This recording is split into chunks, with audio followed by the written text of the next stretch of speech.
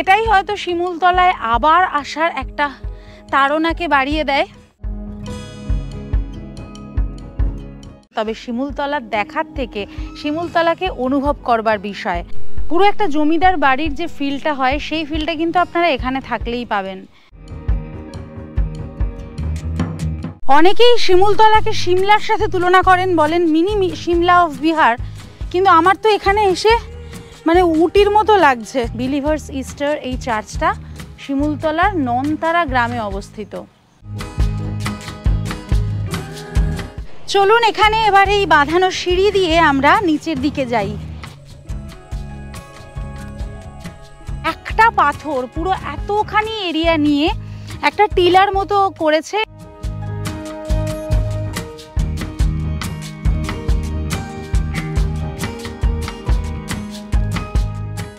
Hello and welcome back to our channel. আমি সম্পিতা আর আপনারা দেখছেন সম্পিতানু ভ্লগস। আরও একটা সম্পূর্ণ নতুন ভিডিওতে আপনাদের সবাইকে জানাই অনেক অনেক স্বাগতম। 22শে সেপ্টেম্বর রাত ওই 10টা নাগাদ আমরা হাওড়া স্টেশনে পৌঁছে গিয়েছিলাম। হাওড়া স্টেশন থেকে আমাদের ট্রেন ছিল রাত 11টা 20-তে 13029 হাওড়া মোকামা এক্সপ্রেস। 7 নম্বর প্ল্যাটফর্মে যখন ট্রেন ঢুকলো বাইরে তখন শুরু হয়েছে অঝোরে বৃষ্টি। যদিও এই ট্রেনটি ছাড়াও আরও কয়েকটি ট্রেন রয়েছে শিমুলতলা যাবার জন্য, তবে আমরা এই ট্রেনের টাইমিংয়ের জন্য এই ট্রেনটিকেই প্রেফার করি। যদিও ট্রেনে এসি নেই, তবে এটুকু তো অ্যাডজাস্ট করাই যায়, তাই না? গুড মর্নিং ফ্রম যশিরি। আমরা জাস্ট যশিরি ক্রস করলাম, এখন 6টা 50 হয়েছে। ট্রেনটা একটু লেট করেছে, সেজন্য আমাদের আর 2টো স্টেশন বাকি আছে। তারপরেই আজকে আমরা নেমে যাব আমাদের আজকের ফাইনাল ডেস্টিনেশন শিমুলতলাতে। আমি খুব এক্সাইটেড। এটা আমাদের সেকেন্ড টাইম শিমুলতলা। আপনারা পুরো ভিডিওটা দেখবেন। শিমুলতলা গতানুগতিকভাবে যেভাবে আপনারা দেখে অভ্যস্ত, তার বাইরে অনেক কিছু আমরা দেখাবো। ঘড়িতে সময় ঠিক সকাল 7টা 10 নেমে পড়েছি শিমুলতলায়। আমাদের পশ্চিমবঙ্গের প্রতিবেশী রাজ্য বিহারে অসাধারণ সুন্দর বাঙালির নস্টালজিয়ার জায়গা এই শিমুলতলা। আর আমরা এবারে শিমুলতলায় এসেছি শিমুলতলা 2025-এ কেমন আছে সেটা দেখবার জন্যে। নেমেছি শিমুলতলার 2 নম্বর প্ল্যাটফর্মে। 2 নম্বর প্ল্যাটফর্মের পাশ থেকেই বেরিয়ে যাওয়ার জায়গা আছে এবং এখান থেকে বেরিয়ে গিয়েই টোটো বা অটো ধরতে হবে। শিমুলতলা স্টেশনে নেমে যেটা বুঝতে পারছি, স্টেশনটা কিন্তু অনেকটাই পরিবর্তন হয়ে গেছে। পাশে এই বুকিং অফিস হয়েছে, এগুলো কিছুই আগে ছিল না। এদিকে যে ফুট ওভারব্রিজটা ছিল সেই ওভারব্রিজটাও ভেঙে গেছে, রেনোভেশনের কাজ চলছে। যাই হোক, এখন চলুন স্টেশনের বাইরে যাই, গিয়ে এখান থেকে অটো নিয়ে আমাদের হোটেলে আজকে যাই, দেখি কোথায় থাকি, সবটাই আপনাদের সাথে শেয়ার করব। এখানে নামার সাথে সাথে মানে 2 নম্বর প্ল্যাটফর্ম থেকে বেরিয়ে আসলেই প্রচুর টোটো আর অটো রয়েছে। টোটোটা এখন নতুন দেখছি হয়েছে। এবার আপনারা যেখানে থাকবেন সেই অনুযায়ী কিন্তু ওনারা ভাড়া নেবেন। মানে এখানে থাকার জন্য নির্দিষ্ট কয়েকটাই জায়গা আছে ভালো, সেগুলো তো আমি দিয়ে দেবই। তবে আমরা যেখানে থাকছি সেটা স্টেশন থেকে 1 কিলোমিটার দূরে এবং সেখানে যাওয়ার জন্য আমাদের টোটো ভাড়া পড়ছে ওই 100 টাকার মতন। এই যে 1 কিলোমিটার রাস্তা, এটা যেতে যেতে পথে কিন্তু আপনারা শিমুলতলার ফুল ফ্লেভার পাবেন। মানে কেন এটা বলছি, শিমুলতলা মানেই হচ্ছে সেই ব্রিটিশ আমলের পুরনো বাড়িঘর আর গাছপালা, জঙ্গল, সুন্দর একটা স্নিগ্ধ প্রাকৃতিক পরিবেশ। আর আমাদের এই যাওয়ার পথে কিন্তু কোনো শেয়ার গাড়ি নেই, আমাদেরকে গাড়ি রিজার্ভ করেই যেতে হবে। তাই অটো বা টোটো যাতেই যান ভাড়া মোটামুটি 100 টাকা পড়বে, এটা ধরে রাখুন। আমরা কিন্তু শিমুলতলায় আস্তানা হিসাবে বেছে নিয়েছি আমাদের সেই পুরনো আস্তানাকেই, অর্থাৎ যশোদা ধামকেই। যেহেতু এই শিমুলতলায় খুব লিমিটেড থাকার জায়গা রয়েছে, আর এখানে মানে যশোদা ধামে আমরা যে থেকে গিয়েছিলাম, এখানকার মানুষগুলোর সাথে আমাদের একটা আলাদা আত্মীয়তার সম্পর্ক হয়ে গেছে, তাই আমরা আর অন্য কোনো জায়গায় থাকার রিস্ক নিইনি। তবে আপনাদেরকে দেখিয়ে দেবো এখানে থাকার জন্য আর কি অপশনস রয়েছে। আপাতত যশোদা ধামে।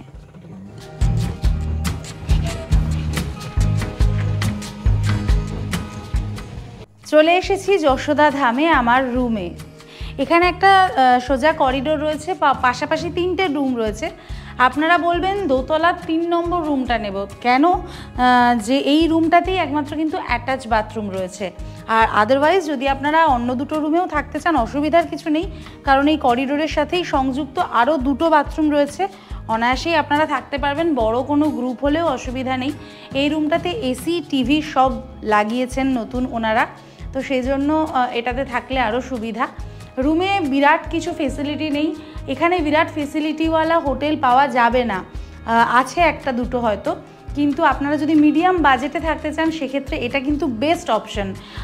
এবং এই যে রুম দেখতে পাচ্ছেন, ছোট্ট একটা বিছানা দেওয়া, একটা টেবিল দেওয়া, টিভিটা নতুন, এসিটা নতুন, এখান থেকে সুন্দর একটা বাগানের ভিউ আছে।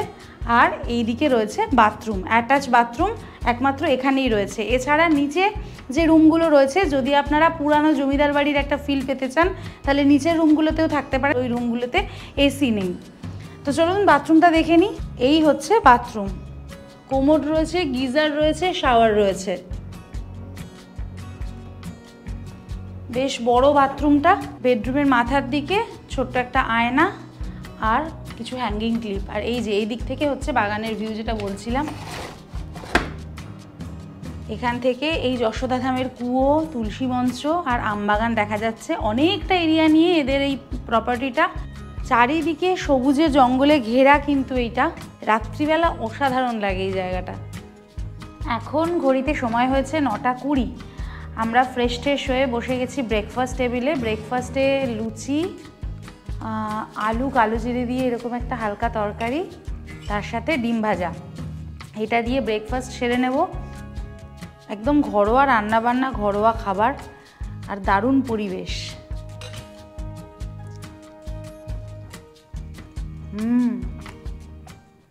ঘড়িতে এখন সময় ঠিক 10:45। আমরা রেডি হয়ে বেরিয়ে পড়লাম আজকে শিমুলতলা দেখতে। আর এখন আমি দাঁড়িয়ে আছি আমাদের যশোদা ধামের ছাদে।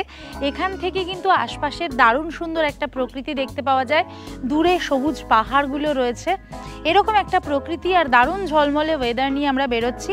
টেম্পারেচারের কথা যদি বলি, সকালবেলা ওই 27 ডিগ্রি ছিল, এখন 31 ডিগ্রি সেন্টিগ্রেড, কিন্তু খুব একটা গরম লাগছে না, রোদ উঠলে হালকা গরম লাগছে। আর নেটওয়ার্কের কথা যদি বলি, জিও 4G রয়েছে আর মাঝে মাঝে 5G আসছে, এয়ারটেলের কিন্তু ভালো টাওয়ার রয়েছে। চলুন এবার বেরিয়ে পড়া যাক। আমাদের অটো এসে গেছে, অটোয় করে আমরা শিমুলতলা ঘুরতে বেরোবো। শিমুলতলা বলতেই তো লাট্টু পাহাড়, শিমুলতলা বলতেই ধারারা ওয়াটারফলস, শিমুলতলা বলতেই নলডাঙ্গা রাজবাড়ি। কিন্তু আমাদের এবারের ভিডিওতে এই সমস্ত জায়গাগুলি ছাড়াও আরও কিছু জায়গা থাকবে, একদম অজানা হিডেন কিছু জায়গার সন্ধান থাকবে, এবং তার সাথে থাকবে নানান ধরনের আকর্ষণীয় গল্প আর শিমুলতলার ইতিহাস। এই হলেন উত্তম দা, ওনার গাড়িতেই আমরা ঘুরবো। মোটামুটি সবকটি স্পট ঘুরে দেখতে আমাদের কত ভাড়া পড়ছে এবং ওনার কন্ট্যাক্ট নাম্বার সবটাই স্ক্রিনে দেওয়া থাকবে এই ভিডিওর শেষে। বেরিয়ে পড়েছি আমরা, আর এই হলো শিমুলতলার ভূমিরূপ। এই শিমুলতলা বাঙালিদের কাছে কিন্তু আজকে থেকে নয়, সেই ব্রিটিশ শাসনকাল থেকে বাঙালির বেড়ানোর আদর্শ একটি জায়গা হয়ে উঠেছিল। এবং তৎকালীন সময়ে ব্রিটিশরা যদি মুসৌরি, দেরাদুন, ডালহাউসি এইসব জায়গায় যেত হাওয়া বদলের জন্য, শরীর স্বাস্থ্য চেঞ্জ করবার জন্য, বাঙালিরা কিন্তু আসতেন মধুপুর, গিরিডি, শিমুলতলায় তাদের হাওয়া বদলের জন্য। এবং সেই সময় থেকেই বাঙালিদের কাছে এই শিমুলতলা জনপ্রিয় হয়ে ওঠে। বাঙালি বাবুরা তৎকালীন সময়ে এই শিমুলতলায় বিঘার পর বিঘা জায়গা কিনে বড় বড় বাংলো বাড়ি বানাতেন। আর সেই সব বাড়িগুলোই এখন এখানে দেখা যায়। মানে শিমুলতলায় এখন বাংলো বাড়ি, ছোট বাড়ি, বাগান বাড়ি, আশ্রম বাড়ি, বড় বাড়ি, পুরানো যা বাড়ি দেখা যায় সেগুলো কিন্তু সবই ওই ব্রিটিশ শাসনকালেই তৈরি করা হয়েছিল। শহুরে দূষণযুক্ত এলাকাতে যারা থাকি তারা এতটা ফাঁকা জায়গার মধ্যে, এতটা সবুজ নির্মল প্রকৃতির মধ্যে যদি এসে পড়ি তাহলে তো আর কোনো কথাই নেই। টিঠিচক যাওয়ার আগে রাস্তার ডান দিকে ছবির মতো সুন্দর একটা জায়গায় আমরা নেমে পড়লাম। তবে এই জায়গাটা যে শুধু ছবির মতো সুন্দর তা নয়, এই জায়গার একটা তাৎপর্য আছে।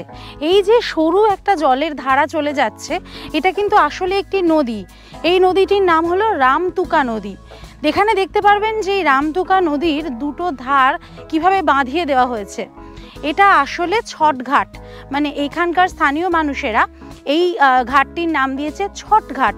তার কারণ ছট পুজোর সময় এখানে কিন্তু প্রচুর মানুষ আসেন এবং এসে ওনারা এই ঘাটেই ছট পুজোটা করেন। অ্যাকচুয়ালি ছট পুজোর যে সমস্ত রিচুয়ালস আছে তারা সবটাই এই ঘাটে সম্পন্ন করেন এবং আপনারা জানেন যে বিহারে ছট পুজো বিখ্যাত বিহারিদের মধ্যে।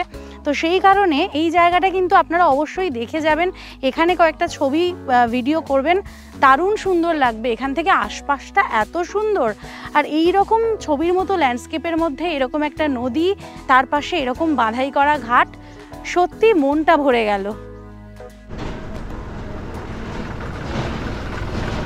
19 শতকে বাঙালিরা ঝেঁটিয়ে আসতেন এই শিমুলতলায় বা পশ্চিমে, মানে মধুপুর গিরিডি শিমুলতলাতে বিঘা বিঘা জমি কিনে বাংলো প্যাটার্নের বাড়ি করতেন। শুধু তাই নয়, সেই বাড়িতেই লাগাতেন শাল, শিমুল, মহুয়া, পলাশ, তার সাথে বেল, জুঁই, ল্যাভেন্ডার, ম্যাগনোলিয়ার মতন নানান ফুল গাছও, কারণ তখন বাঙালি শৌখিন ছিলেন। এই শিমুলতলা তো সেই সময় বাংলারই অংশ ছিল। মাত্র 1912 সালে এই শিমুলতলা কিন্তু বিহারে যুক্ত হয়, তার আগে পর্যন্ত এটা বাংলারই অংশ ছিল। সেই জন্য আরও বেশি করে এই শিমুলতলা যেন বাঙালির সাথে, বাঙালির আবেগের সাথে ওতপ্রোতভাবে জড়িত আছে। কে আসেননি এই শিমুলতলায়? ঈশ্বরচন্দ্র বিদ্যাসাগর থেকে রাজনারায়ণ বসু, শরৎচন্দ্র চট্টোপাধ্যায় থেকে রাজেন্দ্রনাথ দত্ত, প্রত্যেকেই এই শিমুলতলায় তার পায়ের ধুলো রেখে গেছেন। এবং শরৎচন্দ্র চট্টোপাধ্যায় তো তার উপন্যাসের বহু চরিত্রকে এই পশ্চিমে পাঠিয়েছেন, কারণ তাদের প্রত্যেকেরই ভালো লাগার জায়গা ছিল এই শিমুলতলা।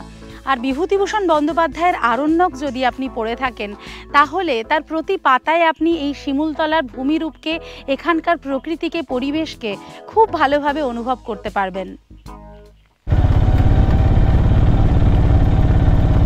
এখন আমরা চলে এসেছি টিঢিচক আর তিলোনা গ্রামের মাঝামাঝি। অসাধারণ অফবিট একটা জায়গা, এক পাথরের এই টিলা।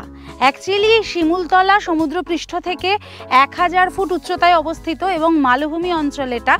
কিন্তু এই যে জায়গাটা রয়েছে, মানে এই টিঢিচক আর তিলোনার মাঝখানে একটা পাথর পুরো এতখানি এরিয়া নিয়ে একটা টিলার মতো করেছে এবং এখান থেকে সকালবেলা যেমন সুন্দর সূর্যোদয় দেখা যাবে, বিকেলের সময়টায় এখানে কিন্তু স্থানীয় অনেক মানুষেরা আসেন দারুণ সুন্দর একটা সূর্যাস্তকে এবং বিকেলবেলার খুব মিষ্টি একটা হাওয়া এবং পরিবেশকে উপভোগ করবার জন্যে। আপনারা যদি যশোদা ধামে থাকেন তাহলে ওখান থেকে এই কিলোমিটার 1.5 হবে, অটো করে, টোটো করে আপনারা চলে আসতে পারেন, এখানে একটা বিকেল কাটাতে পারেন। আমি আপনাদেরকে কথা দিচ্ছি অসম্ভব সুন্দর লাগবে। এই যে শিমুলতলা, এর সাথে মানে বাংলার যোগাযোগটা এত সুন্দর হলো কি করে? এটা কিন্তু হয়েছে 1854 সালে, মানে যখন হাওড়া রানীগঞ্জ রেলপথটা পাতা হলো, সেই সময় বাঙালিদের মধ্যে পশ্চিমে আসার একটা হিড়িক পড়ে গেছিল এবং সেই সময় ইটাচুনা গ্রামের একজন বাসিন্দা, তিনি এই রেলপথ নির্মাণের কাজে এই শিমুলতলাতে এসেছিলেন। ভদ্রলোক বেশ পেট রোগা একটি মানুষ ছিলেন এবং সেই সময় এখানে এসে এখানকার মানে জল খেয়ে এবং এখানকার খাবার দাবার খেয়ে উনি দেখলেন পেটের রোগ টোগ সব একেবারে উধাও, তার বারে বারে খিদে পাচ্ছে। তো এই রকমভাবে সে বুঝতে পারলেন যে এইখানকার জল হাওয়ার মধ্যে কিছু একটা আছে যেটা শরীরকে সুস্থ করে দেয় এবং পেট রোগা মানুষদের জন্য এই জায়গা ভীষণই ভালো। তো এই খবরটা এমনভাবেই ছড়িয়ে গেল, সেই সময় আরও সেই কারণের জন্য বাঙালিদের মধ্যে এই জায়গার জনপ্রিয়তা আরও বাড়তে লাগলো এবং যা আজও পর্যন্ত বহাল হয়ে রয়েছে।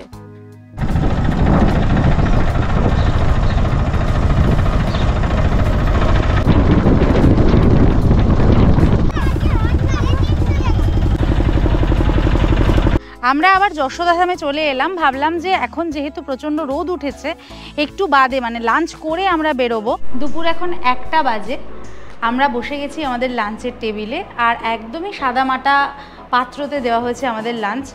সুন্দর গরম গরম ভাত, আলু ভাজা, ডাল, আলু পটলের তরকারি, আর তার সাথে মুরগির ঝোল।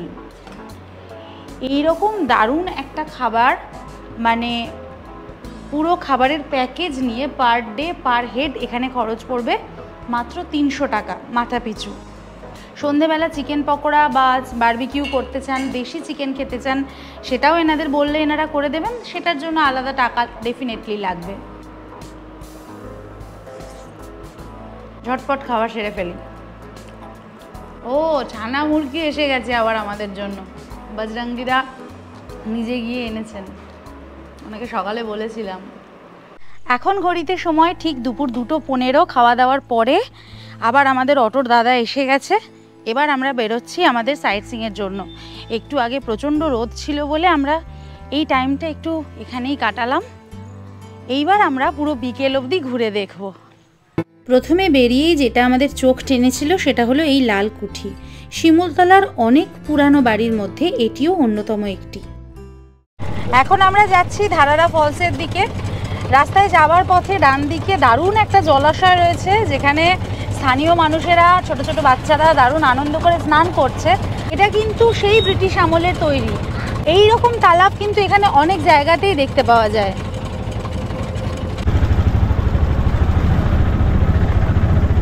আমাদের যশোদা ধাম থেকে এই ধারারা ফলসের দূরত্ব প্রায় 17 কিলোমিটার মতন।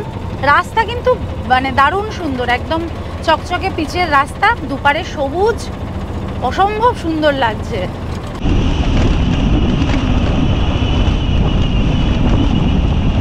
তেলোয়া বাজার হল্ট স্টেশন থেকে বেশ কয়েকটা ছোট ছোট জনপদ পার হয়ে এখন আমরা চলে এসেছি ধারারা ওয়াটারফলসের কাছে।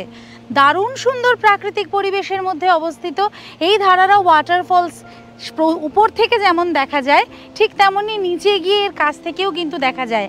আগে ওপর থেকে ভিউটা আপনাদেরকে দেখাই, তারপরে কাছে গিয়েও দেখাবো। দেখুন, এখান থেকে এই ওয়াটারফলসটা আসছে একদম সোজা এই দিক থেকে এসে। এটা অ্যাকচুয়ালি ওয়াটারফলস না বলে একটা জলের ধারা, যেটা বর্ষাকালে খুব ফোর্সে থাকে এটা বলাই ভালো। এই নদীটা আসলে তেলবা নদী, বা এই জলপ্রবাহটা তেলবা নদীর জলপ্রবাহ, যেটা এই পাথুরে এলাকার মধ্যে দিয়ে এসে এই বাঁদিকে সোজা বয়ে চলে গেছে। এখানে কিন্তু আপনারা চাইলে স্নানও করতে পারেন। দারুণ সুন্দর জল, এবং বর্ষাকালে মানে এই সেপ্টেম্বর মাসে আসলে এইখানে কিন্তু সবচেয়ে মনোরম ওয়েদার পাবেন। এখান থেকে আপনারা দেখতে পাচ্ছেন কিনা জানি না, বেশ কয়েকটা ছোট ছোট বাচ্চা কিন্তু এখানে স্নান করছে এখন। আর এইখানকার সবথেকে উল্লেখযোগ্য যেটা বৈশিষ্ট্য, যে নানান রকম আকৃতির এবং নানান রকম রঙের পাথর দেখা যায়। আর এই ওয়াটারফলসে যাবার আগে ওপরে রয়েছে একটা ছোট্ট শিবের মন্দির। এখানে একটু আশীর্বাদ নিয়ে তারপরেই আমরা যাব ওয়াটারফলসে। আর এই শিব মন্দির থেকে, বা ঠিক যেখানে আমি দাঁড়িয়ে আছি এখান থেকে চারপাশের যা অসম্ভব সুন্দর প্রাকৃতিক সৌন্দর্য রয়েছে, এই জন্যেই বলা হয় এই শিমুলতলাকে মিনি সিমলা অফ বিহার। আমি জানি না যে সিমলার সাথে ঠিক কোথায় এটার সামঞ্জস্য রয়েছে বা সাদৃশ্য রয়েছে, তবে শিমুলতলা কিন্তু শিমুলতলা। শিমুলতলার সৌন্দর্য আমার মনে হয় কোনো জায়গার সাথে তুলনা না করাই শ্রেয়। চলুন এখানে এবার এই বাঁধানো সিঁড়ি দিয়ে আমরা নিচের দিকে যাই। নিচের দিকে নামার সিঁড়িটা কিন্তু খুব ভালো, চটপট নেমে যাওয়া যাবে।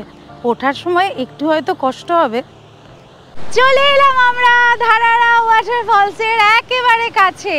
যেটা বলছিলাম যে এই ওয়াটারফলসের কিন্তু অতটা ফোর্স নেই, তবে রিস্ক আছে। বেশি জোশ নিয়ে ওয়াটারফলসের একদম কাছে যাওয়ার বা জলে নামার দরকার নেই। এই জায়গাতে এসে এত ভালো লাগছে, চারপাশটা এত সুন্দর।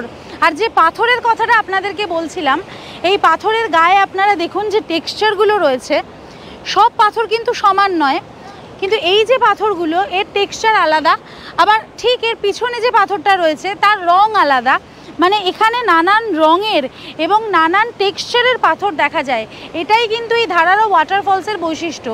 এই দূরে দেখতে পাচ্ছেন ডিপ লাল রঙের পাথর রয়েছে। আবার একদম আমার সামনে যেটা সাদা কালো ছিটওয়ালা পাথর, তার পিছনেই কিন্তু একটা সাদা পাথর, তার পিছনে একটা হলদেটে পাথর। এরকম অদ্ভুত পাথুরে জায়গা, এবং তার মধ্যে থেকে এই ওয়াটারফলস। এবং এই পাথরগুলোর স্ট্রাকচার কিন্তু নানান রকম হয়েছে। এই জলের ধারা বা জল যে আসছে তার সাথে ঘর্ষণ হয়ে হয়ে এই পাথরগুলো কিন্তু ক্ষয়ে গিয়ে তার এরকম বিভিন্ন রকম ভূমিরূপ বা স্ট্রাকচার তৈরি হয়েছে। ধারারা ওয়াটারফলসের কাছে নবনির্মিত এই রেস্টিং প্লেস এবং পাশে লেডিস টয়লেটটি দেখে বেশ ভালো লাগলো।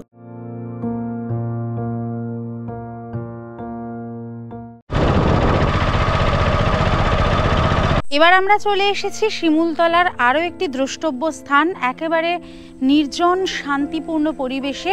এখানকার একটি রামকৃষ্ণ মঠে। এই হলো মিশনের মন্দিরটি। সামনে এরকম একটি ছোট নাট মন্দির মতো করে দেওয়া রয়েছে। মন্দিরের অবস্থা একেবারেই ভগ্নপ্রায়, মানে দরজা টরজাগুলো একদম ভেঙে গেছে। এই হলো মন্দিরের গর্ভগৃহ। মন্দিরের গর্ভগৃহে মাঝখানেই রয়েছেন রামকৃষ্ণ পরমহংসদেব এবং তার একদিকে স্বামী বিবেকানন্দ এবং একদিকে সারদা মা।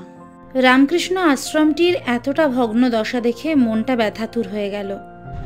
আশ্রমকে বিদায় জানিয়ে এবার আমরা যাত্রা শুরু করলাম শিমুলতলার সবচাইতে আকর্ষণীয় দর্শনীয় স্থান লাট্টু পাহাড় এবং নলডাঙ্গা রাজবাড়ির দিকে। আমরা স্থির করলাম প্রথমে আমরা রাজবাড়ি দেখে আসব, তারপর লাট্টু পাহাড় থেকে আজকের সূর্যাস্ত দেখব।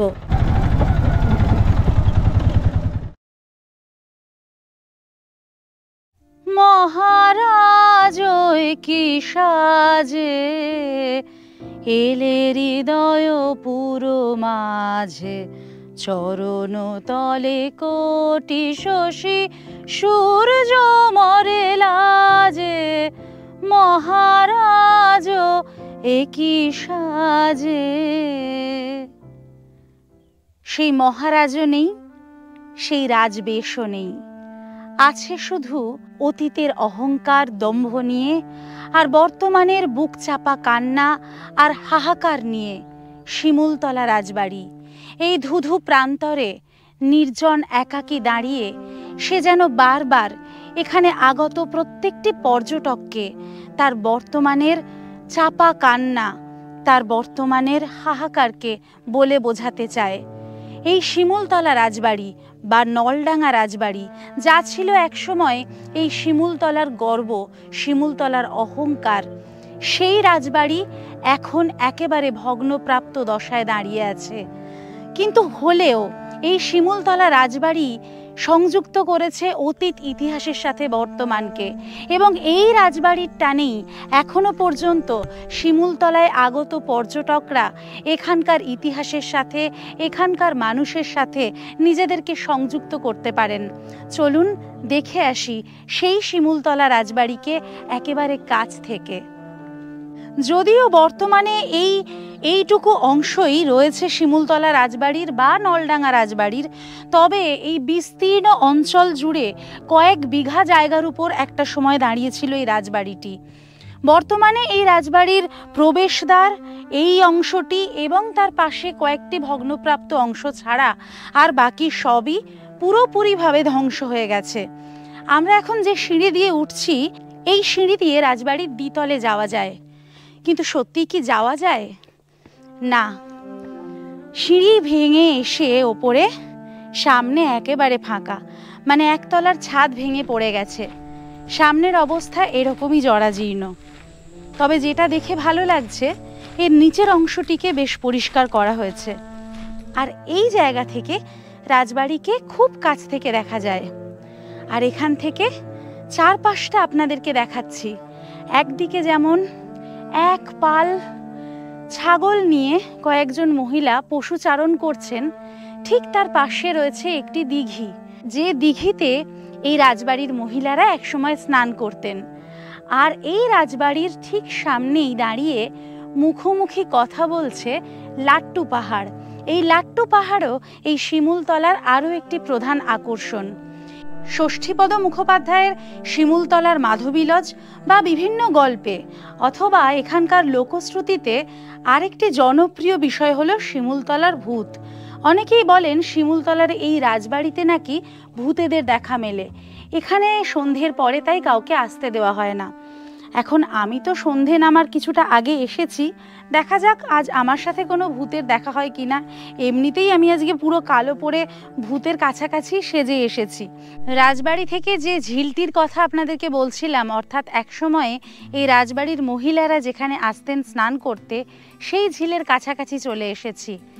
এখন ঝিল একেবারে টলটল করছে জলে, মাঝখানে কিছু শাপলা ফুল ফুটে রয়েছে আর অনেক পাখি রয়েছে এখানে। সবুজে ঘেরা এই ঝিলটির পাশে বিকেলবেলা বসে থাকতে ভীষণ ভালো লাগবে। এখন ঠান্ডা মিষ্টি একটা হাওয়া দিয়েছে, মনে হচ্ছে এখানেই যেন থেকে যাই। আমরা এখন চলে এসেছি লাট্টু পাহাড়ের পাদদেশে। লাট্টু পাহাড় থেকে সানসেট দেখবার ইচ্ছা ছিল, আজ কিছুটা পূরণ হলো। তবে শীতকাল ছাড়া একেবারে পরিষ্কার আবহাওয়া পাওয়া সম্ভব নয়। তাও আমি বলবো আজকে তো মানে সারাদিন আমরা দারুণই ওয়েদার পেয়েছি, নীল আকাশ পেয়েছি। আমার পিছনে দেখতেই পাচ্ছেন যে পশ্চিম আকাশে রক্তিম আভা ছড়িয়ে পড়েছে। এইমাত্র মেঘেদের দল এসে সূর্যটাকে ঢেকে দিল। মানে যখনই আমরা লাট্টু পাহাড়ে আসি তখনই মেঘগুলো কোথা থেকে চলে আসে সূর্যের সামনে। এটাই হয়তো শিমুলতলায় আবার আসার একটা তাড়নাকে বাড়িয়ে দেয়। যাই হোক, এরকম সিঁড়ি করা রয়েছে ছোট ছোট। এই কয়েকটা সিঁড়ি ভেঙে একদম পাহাড়ের মাথায় যেতে হবে। ওখান থেকে চারপাশের দুর্দান্ত দৃশ্য আছে, সেটা দেখতে হবে, আপনাদেরকে দেখাতে হবে। আর আমার ঠিক পিছনে রয়েছে শিমুলতলা রাজবাড়ি। বেশ কয়েকটা ধাপ বেয়ে আমরা উঠে এসেছি লাট্টু পাহাড়ের একেবারে চূড়ায়। দৈহিক সামর্থ্য না থাকলে এই রাস্তায় না আসাই ভালো, কারণ লাস্টের দিকটা কিন্তু বেশ খাড়াই। তবে আমার মনে হয় যে ছোট ছোট সিঁড়ি যেহেতু করে দেওয়া রয়েছে, ধীরে সুস্থে চাইলে আপনারা চলে আসতে পারেন হাতে সময় যদি থাকে। তবে এইখানে যদি কষ্ট করে একবার আসতে পারেন তাহলে এখান থেকে চারপাশের যে ভিউটা পাবেন সেটা কিন্তু মানে কখনো ভোলার নয়। অনবদ্য সুন্দর, অনবদ্য। মানে মালভূমি অঞ্চলের ঠিক আদর্শ যে ভূমিরূপ, চারিদিকে গুল্ম জাতীয় বৃক্ষ, পাহাড় পরিবেষ্টিত সবুজ তৃণভূমি, এবং তার ঠিক মাঝখানে এরকম একটি পাহাড়। সেই পাহাড়ের চূড়া থেকে পুরো শিমুলতলাকে কি যে অনবদ্য দেখা যাচ্ছে। এবং সব থেকে মোহমোহিত লাগছে এইখান থেকে এই শিমুলতলা রাজবাড়িকে। আমার মনে হয় এই যে ফাঁকা বিস্তীর্ণ অঞ্চলে লাট্টু পাহাড় আর এই শিমুলতলা রাজবাড়ি, এরা বোধহয় একে অপরের খুব বন্ধু। কারণ কথা বলার মতো এদের দুজনেরই কেউ নেই। মাঝে মাঝে দু একজন পর্যটক আসেন, সপ্তাহান্তে কয়েকটি দল আসে, তারা চলে যায়। তবে এরা কিন্তু সারা বছর একে অপরের সাথে সুখ দুঃখ ভাগ করে নেয়। আর এই লাট্টু পাহাড়ের ঠিক চূড়ায় আসলে এখানে রয়েছে ছোট্ট একটি শিবের মন্দির। এইখানে এই মন্দিরে কিন্তু নিত্য পূজা হয়। মন্দিরে ঘণ্টা রয়েছে, ছোট্ট মন্দির, তবে এই মন্দিরটি অসম্ভব আকর্ষণীয়। আর এই যে ভূমিরূপ বা এই যে শিমুলতলা, এখানে কিন্তু শুধুমাত্র বাংলা বা হিন্দি নয়, বাংলা, হিন্দি, ভোজপুরি বিভিন্ন সিনেমা, ওয়েব সিরিজের প্রচুর শুটিং হয়েছে। কারণ এত সুন্দর শুটিং স্পট, এত আনডিস্টার্বড শুটিং স্পট বোধহয় খুব কম আছে, বিশেষ করে আমাদের এই পশ্চিমবঙ্গ, বিহার, উড়িষ্যা এই অঞ্চলে। একটু আগে আসলে বা মেঘটা যদি একটু কম থাকতো, এখান থেকে আপনাদেরকে চমৎকার একটা সানসেটও দেখাতে পারতাম।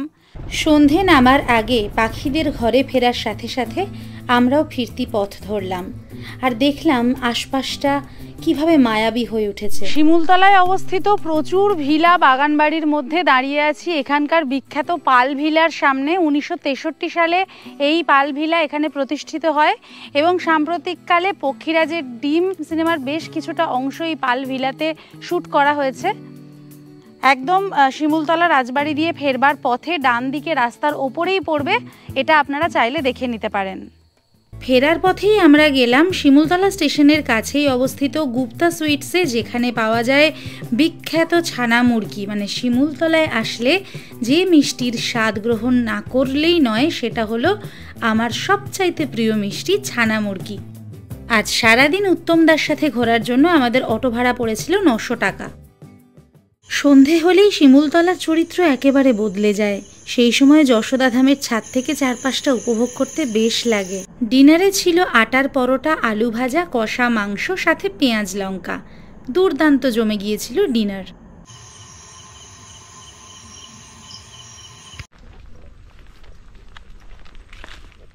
মনোরম একটা আবহাওয়া দিয়ে পরদিন সকালটা শুরু হয়েছিল। আমরা চারপাশটা একটু ইতিউতি ঘুরে দেখবার জন্য উদ্দেশ্যহীনভাবে বেরিয়ে পড়লাম এবং এটা আমরা অনুভব করেছিলাম, শিমুলতলাকে আমরা যতই ছোট গল্প ভাবি, শিমুলতলা আসলে কিন্তু উপন্যাস। আজকে আমরা একটু বেরিয়েছি ইতিউতি ঘুরে দেখতে। উদ্দেশ্যহীনভাবে ঘুরতে ঘুরতেই আমাদের হোটেল থেকে কিছুটা দূরে চলে এসেছি বিলিভার্স ইস্টার্ন চার্চ নামে এরকম সুন্দর একটা চার্চে।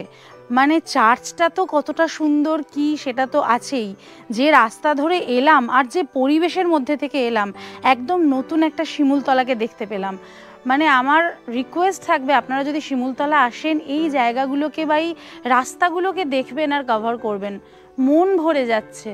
বিলিভার্স ইস্টার এই চার্চটা শিমুলতলার ননতারা গ্রামে অবস্থিত। রামেশ্বরজি টোটোতে করে দারুণ সুন্দর রাস্তা ধরে আমরা যাচ্ছিলাম ছাতি পাহাড়ের দিকে। পথে দুর্দান্ত একটি মন্দির পড়ল, আর ওই যে দূরে দেখা যাচ্ছে ছাতি পাহাড়।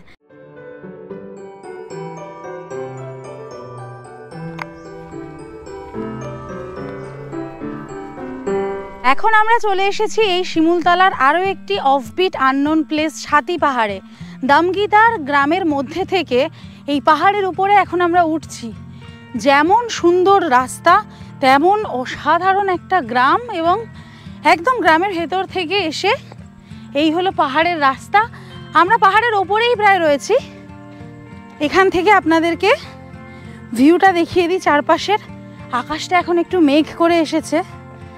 কি অদ্ভুত সুন্দর লাগছে যে অনেকেই শিমুলতলাকে সিমলার সাথে তুলনা করেন, বলেন মিনি সিমলা অফ বিহার, কিন্তু আমার তো এখানে এসে মানে উটির মতো লাগছে। পাহাড়ের যা স্ট্রাকচার আর যা চারিদিকের দৃশ্যাবলী, আমার উটির কথা মনে পড়ছে। তবে কালকেও যেটা বলেছিলাম যে শিমুলতলার তুলনা শিমুলতলাই, একে অন্য কোনো জায়গার সাথে তুলনা করা হচ্ছে মূর্খতা। আমি এখন দাঁড়িয়ে আছি ছাতি পাহাড়ের মাথায়, আর এখান থেকে উল্টো দিকে সোজা দেখতে পাচ্ছি লাট্টু পাহাড়কে। আর ট্রেনের আওয়াজ ভেসে আসছে, ট্রেন দেখাও যাচ্ছে এখান থেকে দূরে ট্রেন লাইন। পুরো 360 ডিগ্রি আনহিন্ডার্ড একটা ভিউ, অসাধারণ সুন্দর একটা ল্যান্ডস্কেপ। দূরে বড়গাঁও নদী এবং ছাতি পাহাড়ের মেন পিক হলো ডান দিকে। আমি ছাতি পাহাড়ের মেন পিকের পাশে একটা ছোট পিকে বসে আছি, এবং আমার সাথে বসে আছেন এখানকারই স্থানীয় একজন দিদি। तो दीदी साथे एक तो कथा बोले नहीं। तो दीदी नमस्ते, पहले आपका नाम बताइए। मेरा नाम अंजनी देवी। आपका घर किधर है? घर इधर है गांव में, दमगीतर बोलता है। क्या गांव का नाम क्या है? दमगीतर। हाँ, दमगीतर गांव में। अच्छा, ये जो यहाँ पर बैठे इस पहाड़ का नाम क्या है? ये पहाड़ का नाम छाती पहाड़ है। अच्छा, और वो जो नदी है बगल में उसका नाम क्या है? वो बणुआ नदी बोलता है। टलवा का बगल में, टलवा बाजार का बगल में। अच्छा, यहाँ पर कोई जंगली जानवर वगैरह कुछ आते हैं? जानवर आता है। कौन सी? हाथी आता है, वो सब जंगल में जो बोलता है, हनुमान बोलता है, वो आता है। अच्छा, सब आता है हाथी तो जाता है ज्यादा। ठंडी पड़ने से ज्यादा हाथी आता है। ठीक है दीदी, थैंक यू सो मच। ठीक, अच्छे रहना। ठीक, बाय।